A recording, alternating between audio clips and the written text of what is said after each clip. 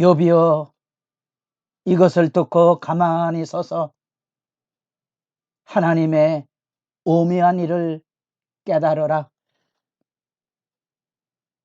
거룩한 새벽의 기도자 여러분, 생명의 말씀의 하늘의 빛을 보고 어두운 현실, 지난한 고난의 여정을 묵묵히 참고 견뎌가며 승리의 그날을 열어가는 일에 복 있는 예수의 증인들이 될 수 있기를 바랍니다. 오늘 우리가 읽어갈 말씀은 욥기 36장 26절에서 37장으로 이어지는 엘리후의 네 번째 논설, 그가 말하고 있는 지혜의 정점인데, 그 지혜의 정점에서 우리는 하나님의 위대하신 이야기 앞에 욥을 불러 세우고 하나님 앞에 엎드러질 것을 권면하는 내용을 듣습니다. 아마도 달에서 바라본 지구, 그 유명한 칼 세이건의 코스모스, 지구의 푸른 하나의 점, 우리는 그 안에서 여기서 지지고 볶으며 옳고 그르다다는 그 어미, 그 경이로움, 이제 38장부터 나타나는 하나님과의 만남을 준비하는 엘리후의 지혜의 정점에 선 그 정수의 이야기입니다. 바로 그 내용은 창조와 이 자연 세계 속에 나타난 주의 위대하심과 놀라우심을 증언하고 있는 내용입니다. 그래서 이 36장 22절 또는 25절부터 37장 13절까지 이 위대한 하나님의 자연 만물의 신비로움과 위대하심과 어미하심에 대한 증언이 있어 하나님 앞에 겸비 낮아져 하나님의 말씀에 귀 기울이기를, 그래서 14절에 욥을 향한 권면의 말씀을 들려주며 하나님 앞에, 이 위대하고 놀라운 하나님의 영광 앞에 무릎 꿇어 하나님을 경외하는 마지막 권면으로 이야기를 맺고 있습니다. 그것이 엘리후가 전하는 지혜의 정수 네 번째 논설이지요. 우리는 이 안에서 자연과 우주의 통치 질서의 신비로움과 경이로움 앞에 찬탄하는 장면을 이제 만나보게 됩니다. 아마 현실의 각박한 삶을 살아가는 대부분의 사람들에게는 이게 무슨 허황된 얘기인 것처럼 들릴지 모르지만, 아마도 고통 가운데 밤을 새워본 사람은 그래서 하나님 앞에 기도하고 집으로 돌아가는 어두운 밤길에 하늘에 빛나는 별, 그 신비로움을 볼 수 있었다면 우리 거창고등학교의 전영창 장로가 믿음의 막바지에서 위기의 순간 앞에 무너질 뻔했던 그 신앙의 몸부림이 산에서 터덜터덜 삶과 믿음의 파탄이 난 심정으로 내려오다가 천지를 물들이는 노을을 보고 거대한 하나님의 영광을 경험하고 새로운 믿음의 용사로 일어선 간증처럼, 어쩌면 닐 암스트롱이 우주의 발을 디디고 하나님의 자비하심, 위대하심, 그 놀라우심 앞에 그저 눈물로 감격할 수밖에 없었던 그 증언, 그 장면, 여러분은 어떻게 생각하십니까? 우리가 너무 바삐 살다 보니 우리가 길을 가다가 들꽃 앞에도 멈춰서 본 적이 없고, 끈질긴 잡초의 생명력을 생각해 본 적도 없고, 좁아진 내 삶의 어려움과 고통만 헤아리고 스스로 달팽이처럼 마음이 말려 들어간 속 좁은 삶의 자리 앞에 허덕이며 징징거리고 그것이 이루어지지 않아서 다투고 싸우는 안다라는 현실을 한 번쯤 벗어버려야 될 때가 되지 않았습니까? 여러분, 이렇게 우리의 믿음이 출발한 지혜로서 하늘의 위대한 세계를 바라보며 설 것을 가르칩니다. 제게는 첫 해외여행이 유다 광야를 지켜보는 것으로 정점에 섰습니다.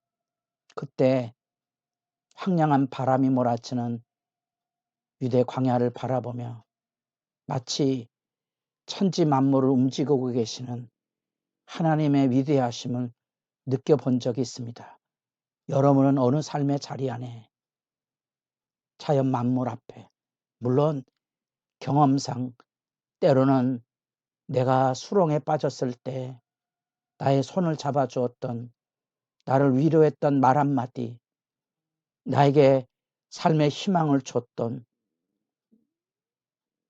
말씀의 이야기, 책 이야기, 지금도 히브리어 언어를 가지고 여러 가지 의미들을 밝히는 일에 귀가 열려져서 공부의 의욕을 불어넣어주는 그런 경험, 바로 그런 것들이죠. 이 위대한 이야기를 들려주고 난 다음에 이제 요백의 14절부터 입 다물고 좀 서서 하나님 앞에 엎드려라. 네가 뭘 안다고 또 하나님 앞에 섣부른 말을 쏟아놓고 항변의 말을 하냐. 내가 알면 얼마나 알 거고 내가 하나님 앞에 의로면 얼마나 의롭기에 하고 지금 깨달아 알되 하나님의 위대하심 앞에 엎드려서 하나님의 두려움 위험 앞에 그 두렵고 떨림의 신앙의 옷깃을 여밀 것을 가르치며 마지막 말 24절 그러므로 사람들은 그를 경외하고 그는 스스로 지혜롭다는 모든 자를 무시하시느니라. 이 세상의 모든 사람들은 다 하나님의 위대하심을 알고 그 앞에 경외하고 경배하는데 하나님은 스스로 잘났다는 놈들은 무시해버리고 아니 쓸어버리지 아니하겠는가. 욥이여 내 말을 들으라. 이렇게 이제 엘리외의 논설이 끝나게 됩니다. 어쩌면 현란한 웅변을 자랑하는 이 36장 37장은 우리의 심금을 울리고 우리의 시선을 좁아터진 내 소견에 두지 아니하고 하늘을 지으시고 지금도 만물을 움직이시는, 그래서 하늘에 그 비를 달아서 그 양을 조절하시고 곳곳에 번개를 통하여 우렁찬 하나님의 음성을 들려주셔서 그리고 눈을 내리시고 장맛비를 쏟아 부으심으로 어떤 의미인지 모르지만 악인들에겐 징벌이고 의인들에게는 복을 열어주시는, 만물을 가꾸시고 도우시는 그 위대하신 하나님, 욥이여 당신은 아는가? 이 현란한 웅변 앞에 우리가 압도될 수밖에 없지만 왠지 모르게 모든 것을 잃어버리고 고통당하는 욥에게 쏟아붓는 그 말은 너무 가혹한 논증이 아닌가 하는 아픔을 생각하게 됩니다. 아무리 옳은 말이라도 앞뒤 좌우는 분별해야 하는 거죠. 그렇게 제가 이 32장부터 37장 엘리의 단락 안에 침묵하되 입 다물고 들어보자. 아픔을 삭혀가며 귀담아 듣고 하나님의 크신 위엄, 그 놀라우신 경이로움을 우리도 묵상하며 세상을 살아가자. 좁아터진 소견에 매이지 말자. 파란 포기의 신비로움부터 하늘의 달과 별들을 창조하시고 다스려 가시는 하나님의 위대하심. 그렇기에 내가 겪는 고통과 아픔 안에도 하나님의 교육적인 의미가 있다.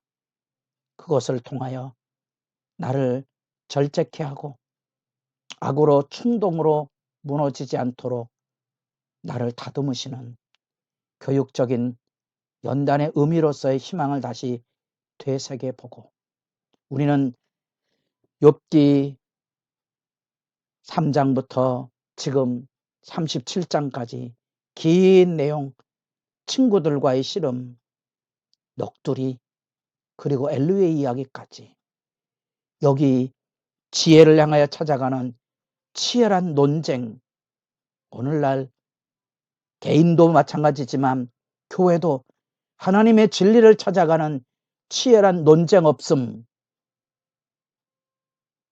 그 무지함과 무모함으로 현실이 혼란에 떨어져 있다는 사실, 현재 우리 사회 안에 토론이 없고 힘의 지배와 때려잡으라는 악의만 쏟아져 나온 현실, 각박해진 현실 앞에 진정한 의미의 진리의 논쟁, 정직한 성찰, 그리고 잃어버리지 말아야 될 삶의 따뜻함,